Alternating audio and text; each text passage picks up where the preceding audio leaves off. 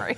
And welcome back. We're here once again with our foraging friend, Yes. Rachel West. Good to see you, Rachel. Good to see How you guys. are you? One day I will Wonderful. forage with you, but I'm not sure I would be the perfect forager. Hey, you know, you might be able to come. So maybe when it's a little bit warmer. Yes, a I lot have warmer. a location that we might be able to get some of these lotus roots, but you have to wade out about waist deep. The best time to do it is in August, but Why?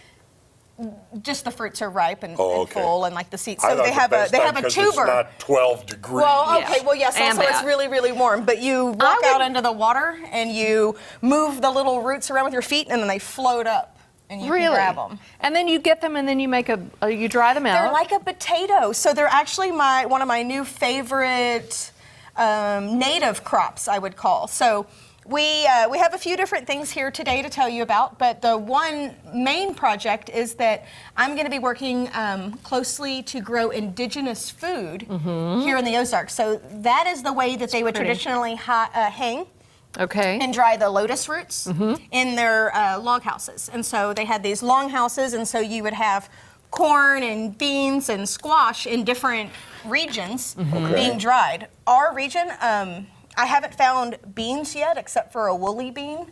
They didn't have the three Don't sisters eat that you always woolly hear beans. about. I would- I The, was always told, don't eat woolly beans. I would eat know woolly not beans? to. I don't know. Well, they were check the only. on it before you. Yeah. They were the only ones that we had here in the area. The Osage had husband and wife pairs versus the three sisters that we've heard of.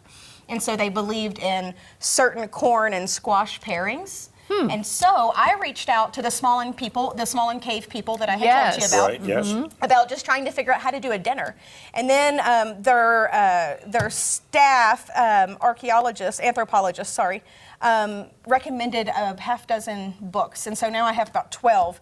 Every single one of these out here on the counter mentions lotus root, mentions sassafras, and mentions the corn.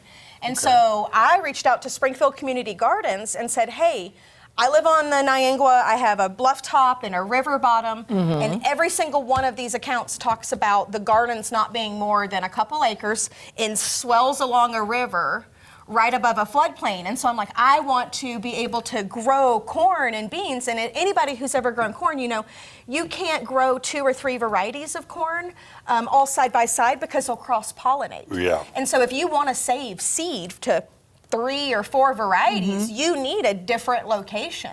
And so I was like, if we can get the Smallin people on board and 2 different locations around the river bottom and then have something here, we can actually try to save seed for the Osage. Okay.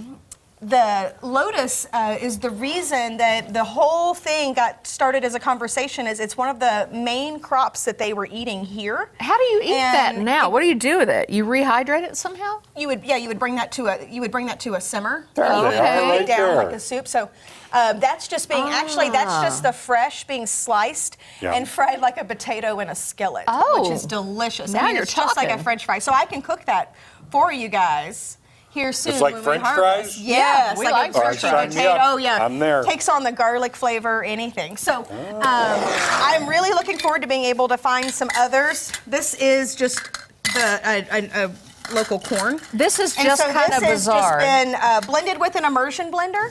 And then these will later hopefully be run through a freeze dryer to make them even crispier. This has just been dehydrated. Okay, And so so this is like more of a bark that you would be able to store, like This a is tortilla corn. without flour. it's a little bit like a creamed corn, would you say? Yep. I say creamed only because I added a little bit of honey when I was using the immersion blender.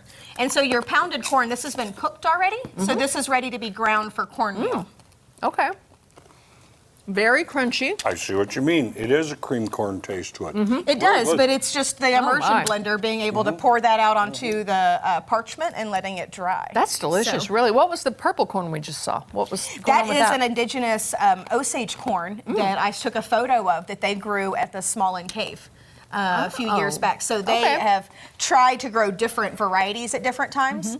And when I was talking to Eric, he told me a lot of times, even for ceremony, they have to rely on the Asian market because we don't have lotus in our grocery store. There isn't if you don't have a pond or you don't have access. Right. Same with ginseng and other pawpaw. That's why we had those pictures of Oh, the the pawpaw. pawpaw. Those crops grow here in the Ozarks, but they don't grow in The Oklahoma. pawpaw. And if you are trying to cling to tradition or be able to have that recollected past of flavor, there would be no way to do that on the plains without being able to import food or figure out a food solution. So, But she's about to bring it all back, which is Right. very good. All right, check out her Facebook page or website, Eating the Ozarks. Rachel West, good to see you. I like the crispy creamed corn. It's really See you good. guys. Who knew? We'll be right back. Very crunchy.